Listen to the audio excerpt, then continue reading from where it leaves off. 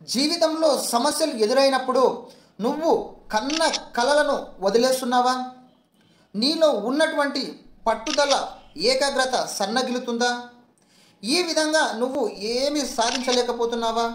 అయితే ఈ స్టోరీని వినాల్సిందే. ఆయన పేరు మిల్కా సింగ్.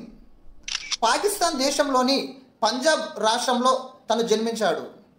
భారత్ పాకిస్తాన్ విడిపోయే సమయంలో జరిగిన హింసాకాండలో తన యొక్క తల్లిదండ్రులను కోల్పోతాడు. అక్కడ ఆ యొక్క హింసను భరించలేక పాకిస్తాన్ నుంచి ఇండియాకు పారిపోయి వస్తాడు. ఇండియాకు వచ్చాక తనకు ఉండడానికి ఇల్లు లేదు, తినడానికి తిండి ఉండదు. ఈ యొక్క భారత్ ఏర్పాటు చేసినటువంటి పునరావాస కేంద్రాలలో తను ఉంటూ అక్కడే జీవనం సాగిస్తాడు.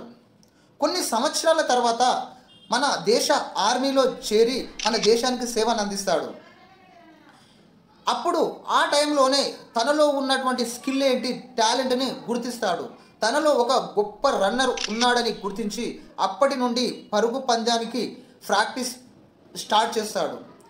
ఆ విధంగా స్టార్ట్ చేసి కొన్ని సంవత్సరాల తర్వాత జరిగినటువంటి ఆసియా క్రీడల్లో మన దేశానికి బంగారు పతకాలను సాధించి పెడతాడు.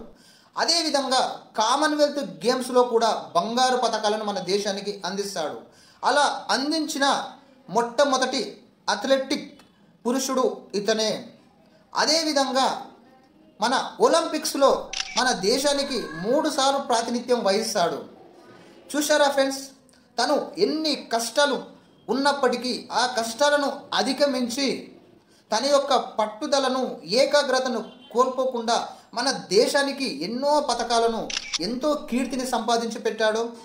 మనం కూడా ఆయనని స్ఫూర్తి తీసుకొని మన యొక్క లక్ష్యాలను నెరవేర్చుకోవడానికి ముందుకు సాగాలని కోరుకుంటున్నాను. Thank you.